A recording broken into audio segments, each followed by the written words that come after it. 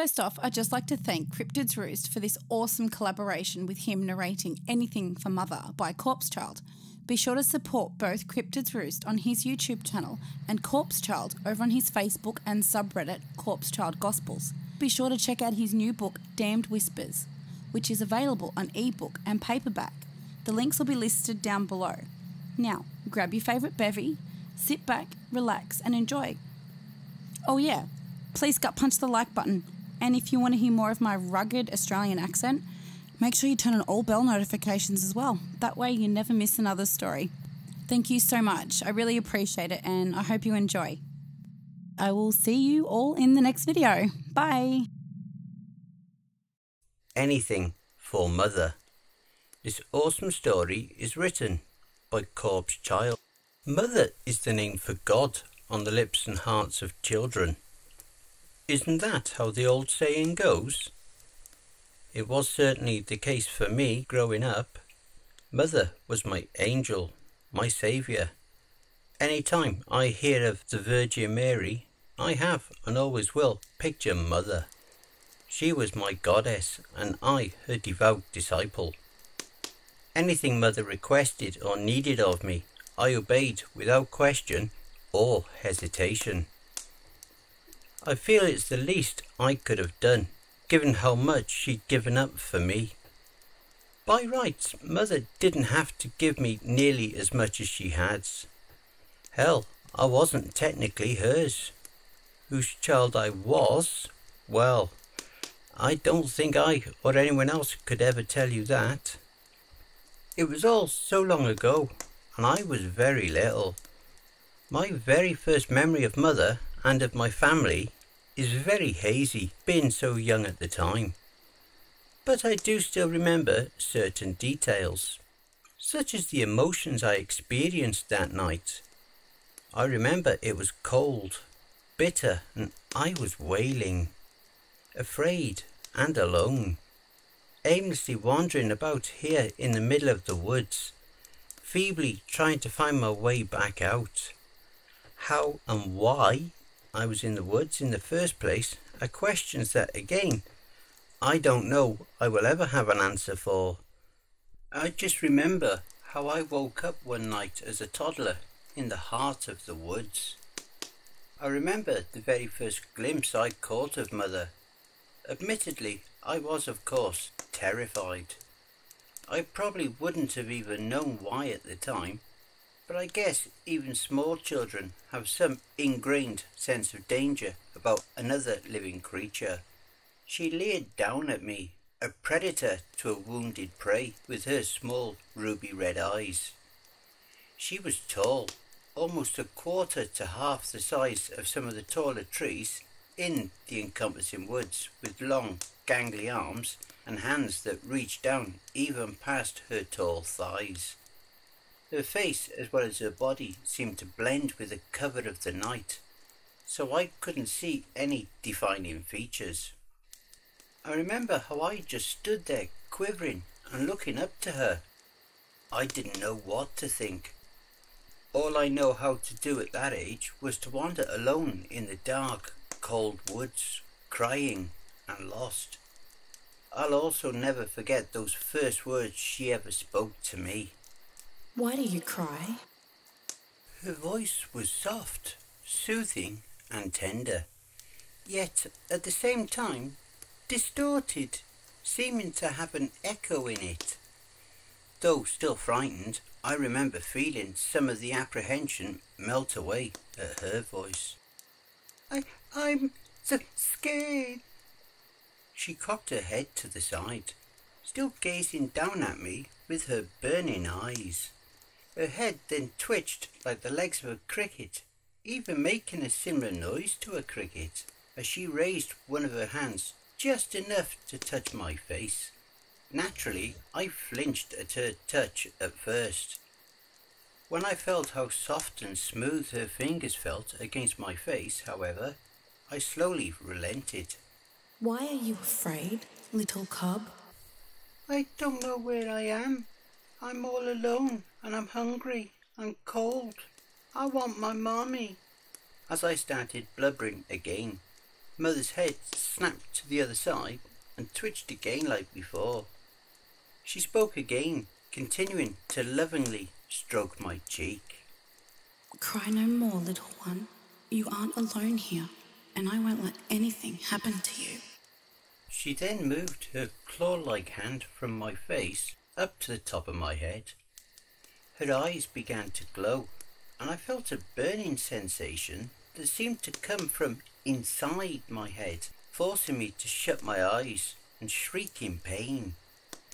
When I opened my eyes again, Mother was now kneeling down, meeting gaze with me, stroking my hair. I'm so sorry. Come with me, little one. No more will you be mistreated. I'll take care of you.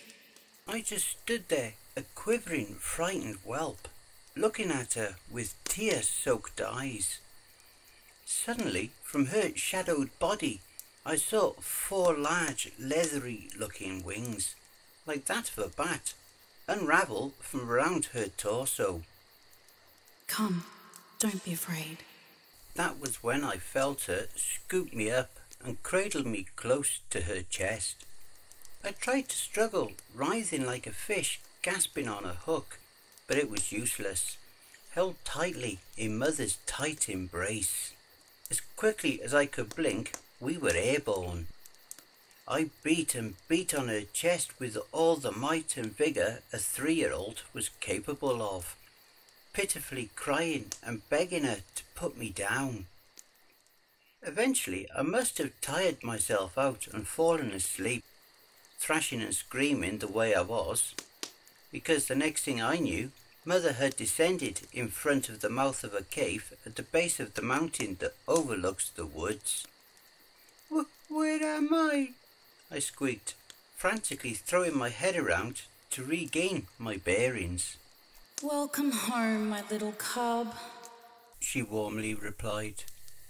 I looked into the cave. It was as shrouded in darkness as Mother herself was, even somehow able to stand out from the rest of the pitch-black night, save for a single orange-looking speck deep within. She sat me down and I just stood frozen, petrified, with legs that felt like gelatin. I felt her begin to nudge me forward towards the cave. Go on, don't be afraid. I slowly and stiffly trudged forward. I remember hearing loud cackling, more deranged than even that of a hyena, echoing out of the cave from within.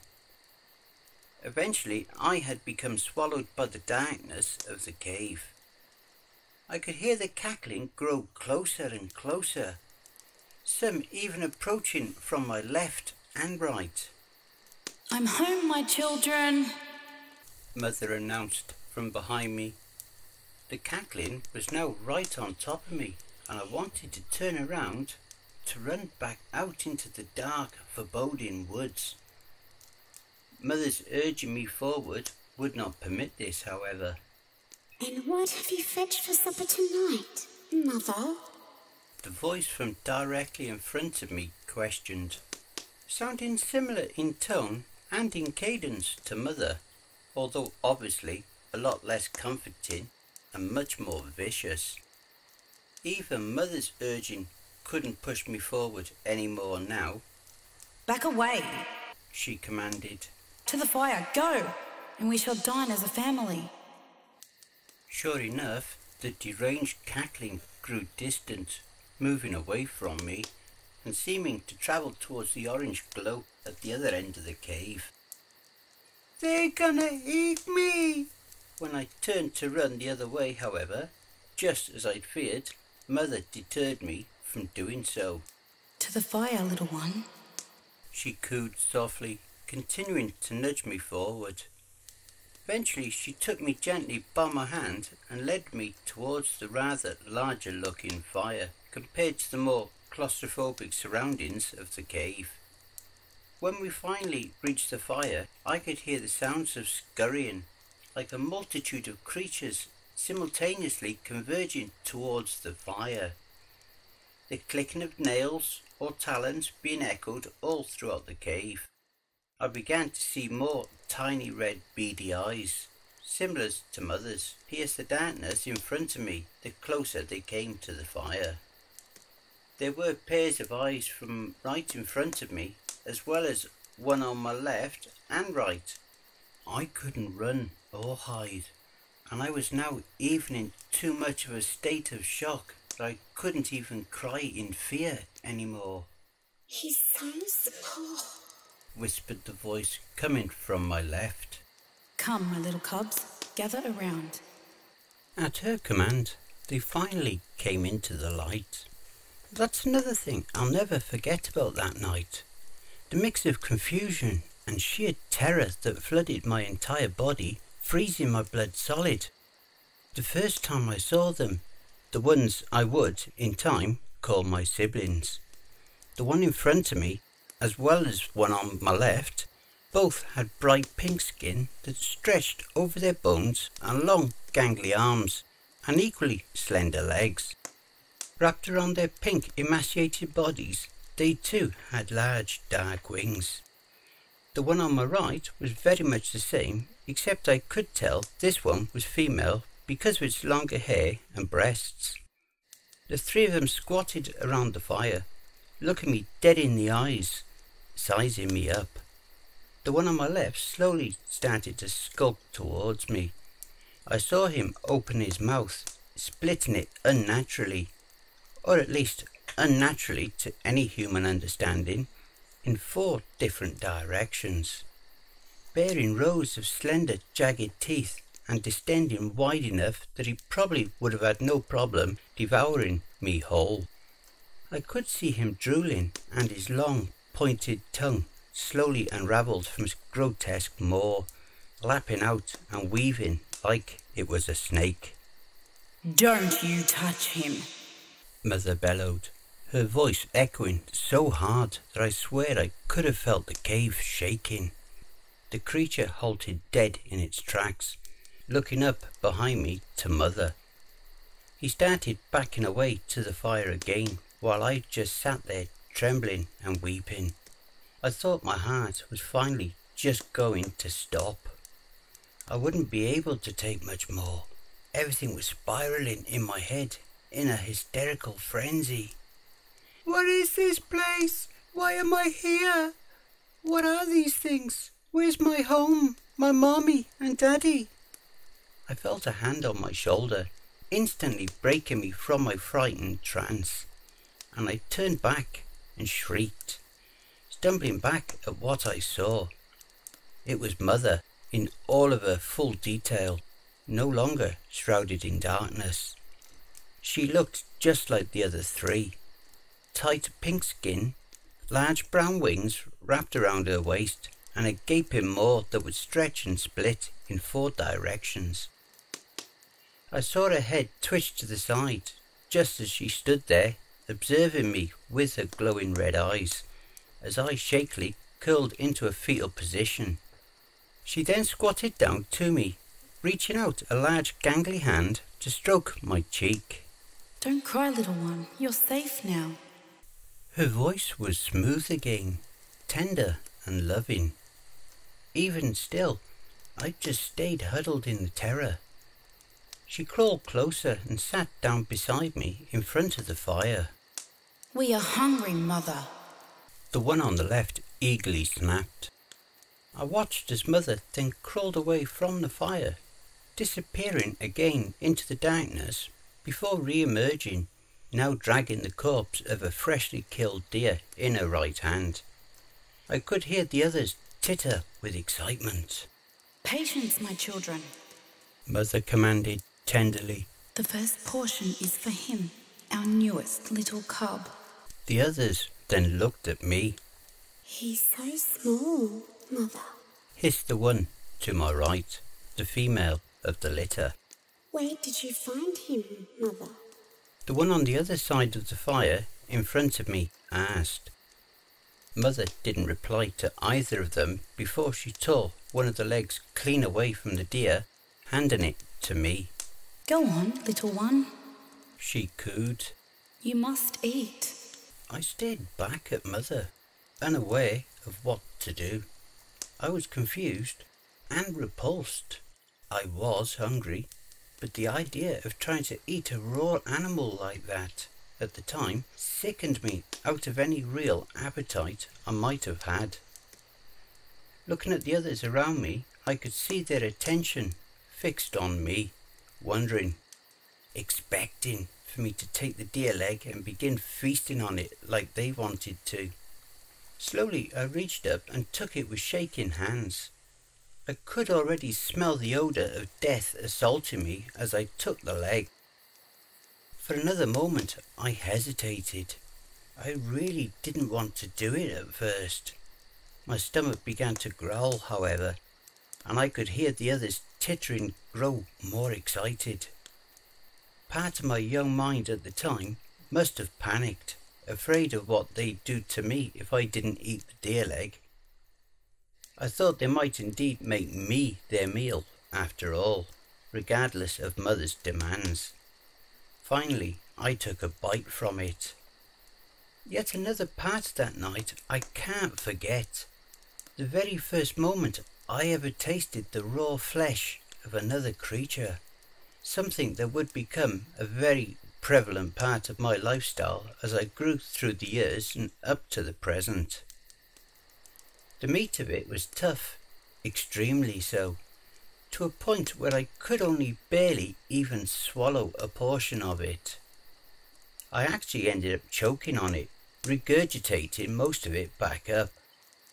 I looked up to Mother, somewhat expecting her to be angry. Surprisingly, she just patted my head. Don't fret, my little cub. One day, you'll be able to eat like us.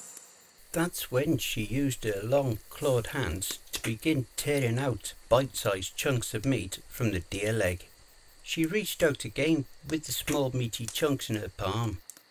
I, of course, didn't want to at first.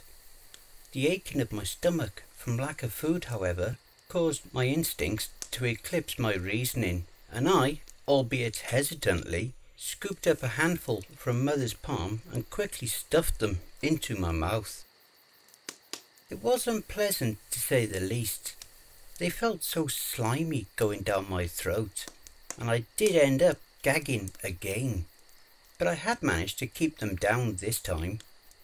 Mother patted my head softly before then splitting the rest of the deer to serve to the other three. I then watched on as they senselessly devoured the rest of the deer.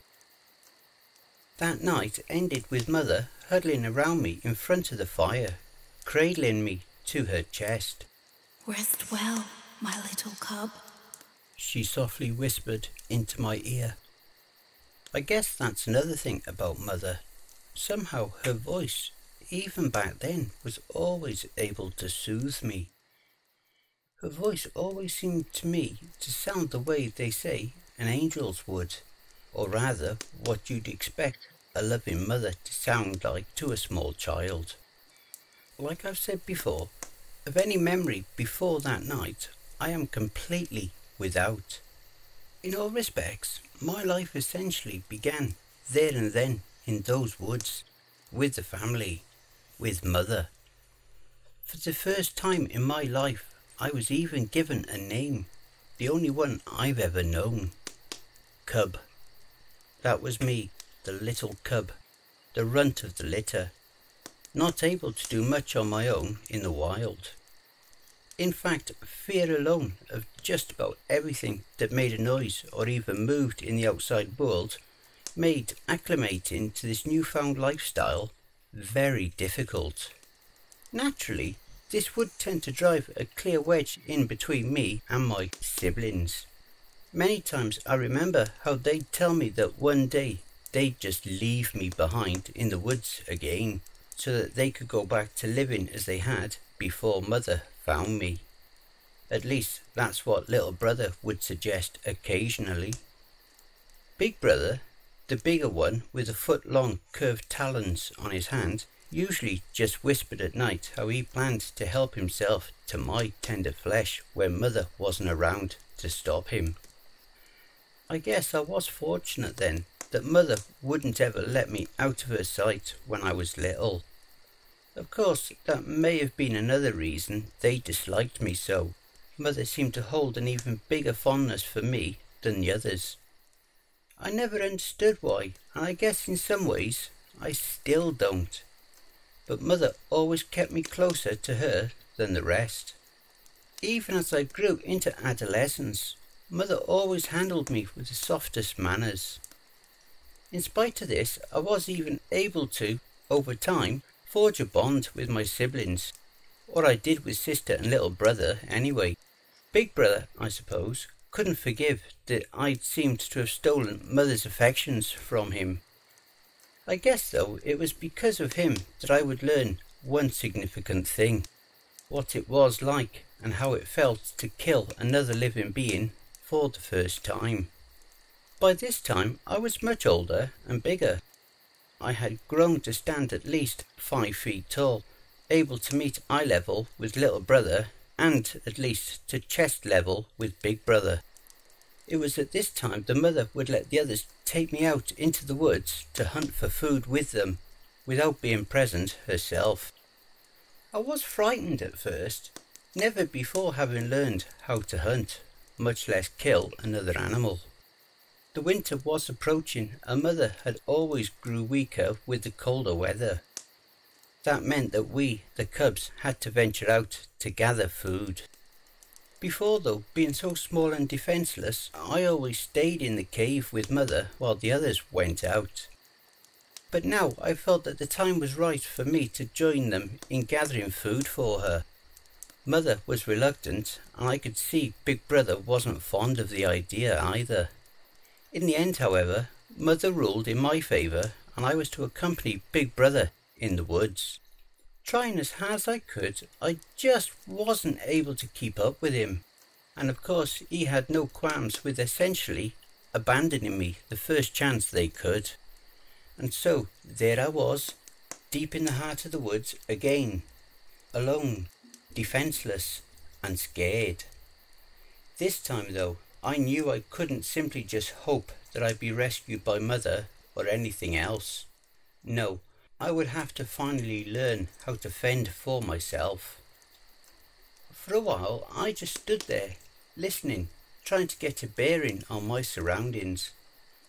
That was how I learned how to focus my hearing and learn the different sounds of the world around me. The sounds of the wind bristling through the trees, the distinct sound of the different critters around me in the woods, which ones chirped and which ones would howl or squeak, which ones were fast when scurrying about and which ones would take their time. Finally, I heard it, the sound of heavy footsteps approaching. They were approaching quick, despite how heavy they sounded. Whatever it was moving on 2 feet rather than 4, unlike the deer that usually pass through these woods. Another thing that was different was the sounds it was making. It was a familiar sound. Too familiar. "Hey, Orville, take a gander over here." I heard this coming from my right, and I quickly dove behind a nearby tree. Still concentrating, I could hear the heavy footsteps coming towards the spot I was standing in only a moment ago, now joined by another set of footsteps equally as heavy. I heard them again. "What is it, Sol? What are you going on about? You telling me you didn't see that rushing off there?" "See what?" "I don't rightly know, but I'm almost willing to bet I saw a boy dart off into the trees there." "Where?" I could hear them come closer, closer, until I could hear them stop right where I was standing before. "Right here." I heard one of them bark a laugh before saying, "Sol, sometimes you make me wonder about all them trips to the bar you've been making lately." "Damn it to hell, Rick. I know what I saw. There was a boy standing right here." Soon, though, I began to feel a breeze blast all across my right side, followed by a distinct flapping sound. I knew that sound. Big Brother. "You hear that, Sol?" I heard the first one say again. "What now?" "Shh, listen," I heard him say. "You hear that?" A moment passed, and I could hear the flapping get closer, starting to fade with each inch it gained, as if, I guess, trying to silently now zero in on our location. That was when a head-splitting screech was heard, and I saw Big Brother down from the sky, tackling and pinning one of them down. I could see him struggling underneath Big Brother, but to no purpose. Big Brother began tearing and biting at the throat of his prey. That was when I heard a loud bang, followed by Big Brother screeching in pain. I saw him clutching his arm, and I could see a black stream running down his right wing. I heard it again, and again Big Brother cried out in pain. "They're gonna kill him!" That was when I bounded out from behind a tree and grabbed onto the one that Big Brother had attacked. Immediately I bit into his throat and started gouging his eyes, just as I'd seen Big Brother do. I could feel him trying to pry me off, but he must have been weakened by either mine or Big Brother's assault, and it wasn't long before I felt him cease struggling and go limp. I heard another bang before a searing pain surged through my right arm. I looked up to see the other one holding his weapon in my direction. For a second I just stared, frozen in fear, expecting for him to use it again to finish me. But that was when something strange happened. The monster, then lowered his weapon, and I watched his eyes widen, as if in shock. No, it can't be," he mumbled. "His guard is down," I thought. "Now's my chance." I slowly crawled towards him. He still stood motionless, mouth agape. "Ben?" he finally said. "Benny, is that you?" I kept crawling towards him, paying no attention to his words. I wasn't going to be swayed from my objective. I would kill him for what he'd done to Big Brother. He then slung his weapon over his shoulder and said, "Oh my God, Benny! Sweet Jesus, Mary and Joseph, my little Benny, it's really you." He sounded elated, like he had just realised some great truth. I stopped when I saw him dart towards me. I lowered myself to the ground, poised to pounce as soon as he was close enough. I'd go for the throat just as I had the other one, and I wouldn't stop there. I'd rip and tear him inside out. "My boy, I thought I'd lost you." That was when I sprang for the kill.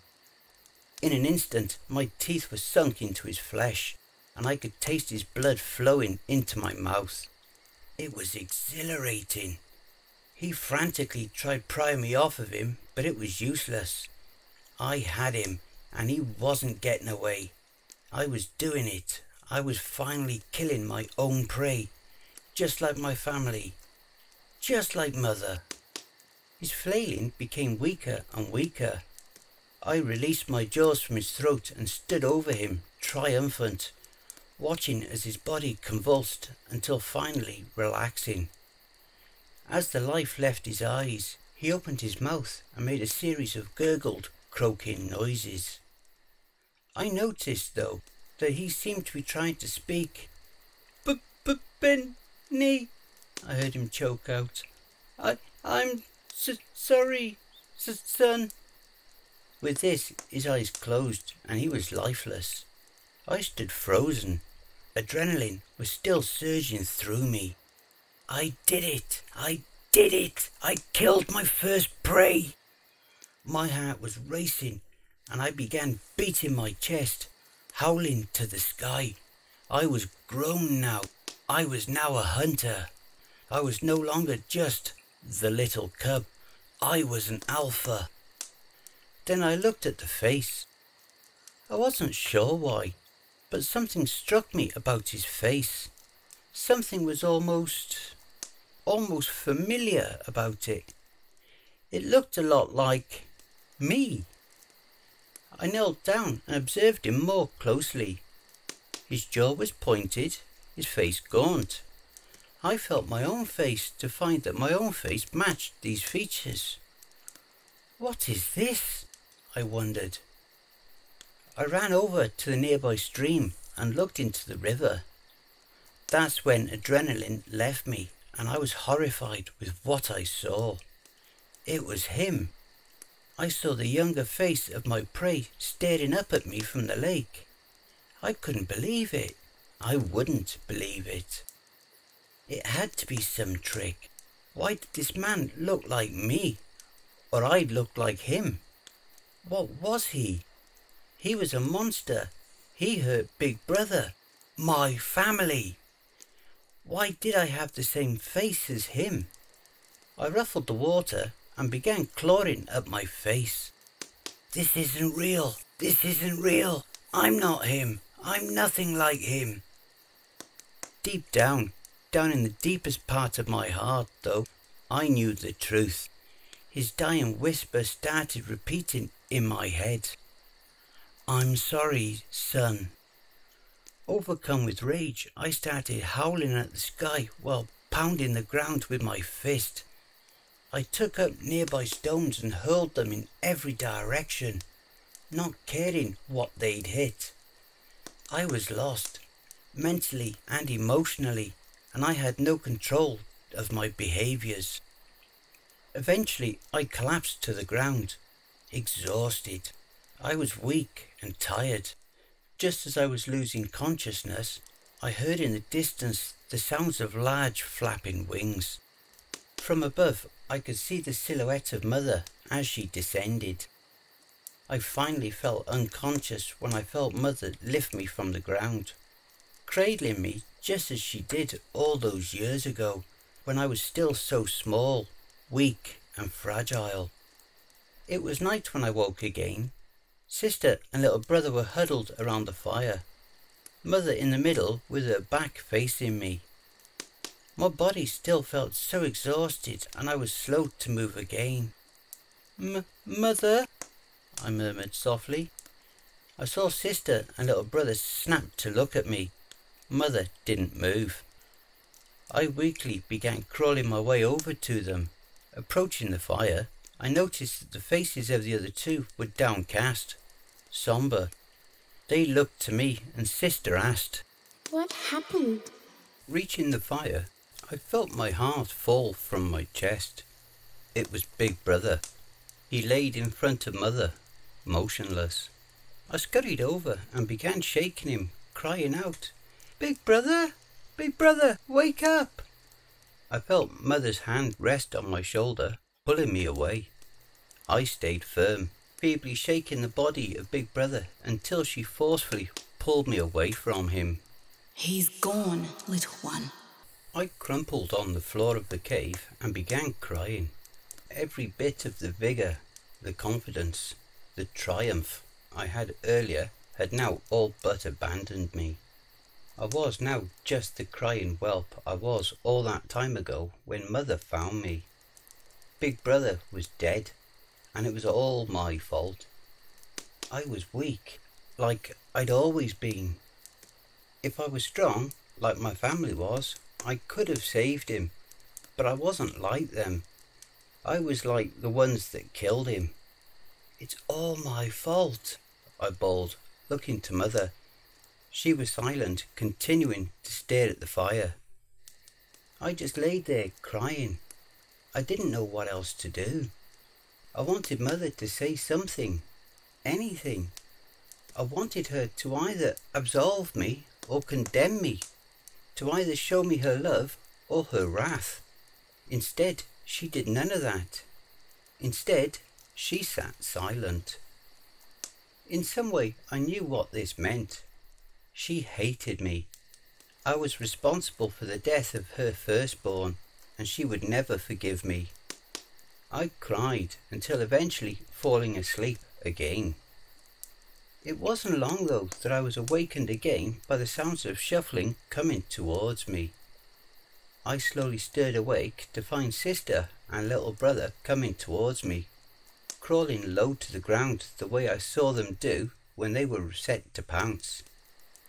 Sister? Little brother, what's going on? He's awake. Sister whispered. Little brother then bounded towards me, his talons outstretched, ready to tear me apart. With quicker reflexes than I ever thought possible, I rolled out of the way and stood up. Sister spread her wings and attempted to glide towards me, catching my face and knocking me over with a vicious swipe of her talons. She circled around and landed, leering over me. "What are you doing?" What Big Brother would have wanted us to do. It's because of you, Cub, that he's dead. Little brother hissed before pouncing on top of me. He immediately started slashing at me, opening wide gashes in my chest. I shrieked with pain as he sent one of his claws across my eye. I was able to hurl him off of me and sent him crashing into the wall of the cave. I was about to try and run, but Sister was too quick. In seconds, she had me pinned down again. She sent a hard stomp onto my shoulder, immediately breaking it. She did the same to my other arm, proclaiming, We should have listened to Big Brother. We should have eaten you when Mother first brought you here. With my one good eye, I watched Sister raise up and unhinge her jaws, when all of a sudden she was swept off from on top of me by something huge. Looking up, I saw that it was Mother. She had Sister and little brother held down to the wall of the cave. I used the opportunity to run, bolting straight to the mouth of the cave. I ran and ran, not at all knowing where I was going or even where I wanted to go. At some point I twisted my ankle and I fell. My lungs were starved of air and I was aching all over. My body felt broken, both from the injuries of the struggle as well as from sheer exhaustion. Because of this, I couldn't move. I just laid on my back, staring up at the night sky and the trees above me. I remember how cold it was, and I began to wonder if that would be it for me, if I was going to freeze to death there on the forest floor, alone, weak, without anyone, without Mother. As exhausted as I was, I wouldn't be able to fall asleep. I stared at the sky all night and into the next dawn. I picked myself up again when the sun was finally high enough for its light to break the top of the tree line. Not knowing where to go, I began wandering through the woods. This went on for hours. How many, I couldn't tell you. I can't tell you what time of day it was either when I finally stopped. What I can tell you is that it was when I heard sounds similar to the ones that I'd heard the previous day that I quickly dove for a nearby tree. Looking out, there were 4 of them, tall, broad-shouldered figures that were covered in blue and spoke into their shoulders. 2 of them I saw had what appeared to be dogs, like those Big Brother and the others would occasionally bring to the cave for supper. These, however, were much bigger and looked far more vicious. I started to panic when I saw one of them turn and begin to bark in my direction, alerting the others. I watched them move closer towards me. I stood frozen, not knowing whether to run or to try and fight. In the end, I was forced to act when the barking dog bounded to the tree and pounced on me. I tried to run, but I was no match for its speed. Upon catching up to me, I cried out in pain when I felt its teeth sink into my leg, causing me to fall face first to the ground. For a moment I struggled with the dog, trying to hold its jaws away from my face, when I suddenly heard that all too familiar flapping of wings. From ahead I heard one of the figures in blue cry out, "What the hell?" I watched as Mother dove down, snatching the dog off of me before sending it hurtling towards the figures. The other one attempted to leap at Mother to attack, only to be battered away like its companion. That was when one of the figures pointed a weapon similar to the one that killed Big Brother, only this one appeared smaller. Bang! Bang! Bang! They were deafening and I had to cover my ears. When I looked to Mother, she was unharmed and was gliding through the air, swiping her attacker off the ground by his throat. I heard 2 more deafening bursts and I watched Mother drop her prey and fall to the ground. "Mother!" I screamed, running over to her. Before I could make it all the way to her, I felt large, rough hands seize my arms. My struggling was pitiful. Their grip was strong, like the dog's jaws. I felt them forcing me away while I flayed against them. "Let me go!" Mother wasn't moving. I could see a dark black pool forming around her. "Mother! Let me go! Mother!" They paid no attention, and I was finally silenced when I felt something strike me in the face. Instantly, everything went dark. I remember dreaming. I was back in the cave. The fire lit, and gathered around me were Mother and the others. They were looking at me, concentrating their judgment on me. You've grown, little cub. Mother says. You've grown and you've learned how to kill. I'm proud of you, little one. You're strong, even if you don't see it yet. "But how?" I cry out. "How am I strong? I couldn't save you. You were dead, and it's all my fault. I'm just like them." You are nothing like them. You, little cub, have strength you don't know of. You showed this when you killed the one that hurt Big Brother. You chose to avenge your family, and you'll do it again. "What do you mean?" You will learn how to hunt. You will become an apex predator. Become the hunter I raised you to be, like your siblings.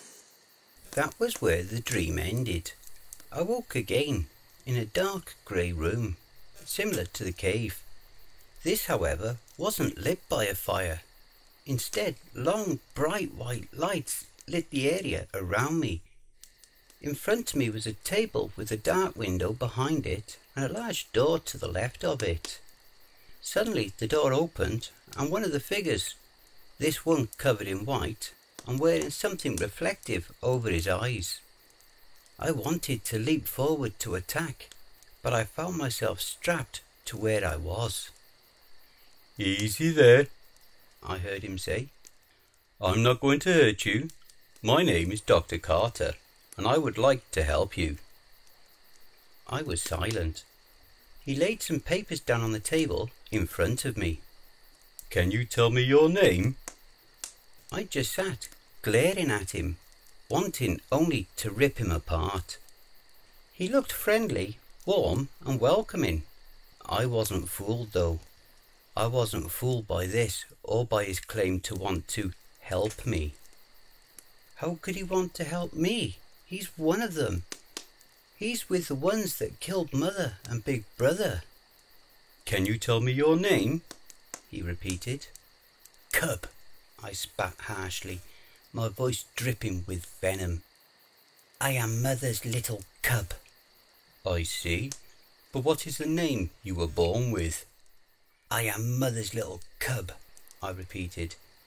He tried to ask me again of what my real name was, to which I continued to give the same answer. He tried to ask me questions about Mother and the family. I didn't answer. I felt he deserved no answer. He's one of them. He's a man. I am not. I am Mother's little cub. It's these words that I've held on to now. These are the words I'd lived by for the past few years now that I've spent in this place, this prison, far from the cave, from where I had always called home. It's these words that have kept me strong, and it is her words that I'm not of them, that I am and I always will be her little cub, that keeps me from falling for the lies they've tried to feed me, such as that my name was Benjamin, and that I was abandoned by my real mother long ago, and that Mother wasn't real. They are liars. They are men. I am not. I am Mother's little cub. It was here that I would continue to grow into an adult. As I grew, I would learn more and more of their ways, the ways of men. They taught me to read, to write, and how to communicate the way they do. Furthermore, the more I grew up, the more I would grow to detest myself when I looked into a mirror, seeing the all too haunting image of Big Brother's killer facing me, the one who called me son. He was one of them. He was a man. I am not. I am Mother's little cub. At night, I still see her. She tells me how proud she is of me, telling how much of a predator I've become. You've learned their ways, little cub. She tells me. You've earned their trust. Now, use it against them. Use their knowledge against them, the way we use the knowledge of the forest animals to hunt. I'm proud of you, little cub. I was always proud of you. Now make me proud again. These were the words that drove me when I finally escaped. I remember everything. The way I ever so quietly left the room they confined me to and skulked down the dark halls.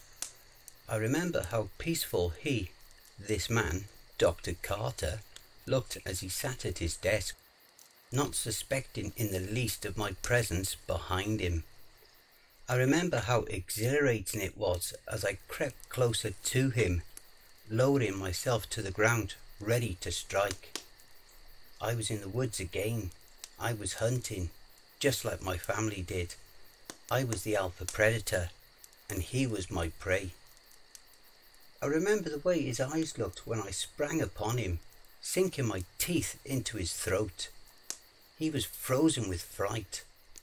I remember the ecstasy I felt when the life left his eyes, the same as when I watched the life leave the eyes of the man in the woods. Through it all, no attention was alerted to anyone else. He died silently, agonizingly, gasping for breath. After this, I was able to slip just as quietly through the main hall to find my way out, back into the outside world. From there, I spent many days and nights roaming until I finally found the woods again, where I remain now. I write this as a warning to you all after having claimed another prey only last night. 2 young boys that decided to enter these woods with their guns, just like the men that took Mother and my family from me. I may look like you, sound like you, and have learned your ways, but I am not one of you. I am something more. I am an alpha, an apex predator, and I know I am, always was, and always will be Mother's little cub. And even in her death, I will do anything for Mother.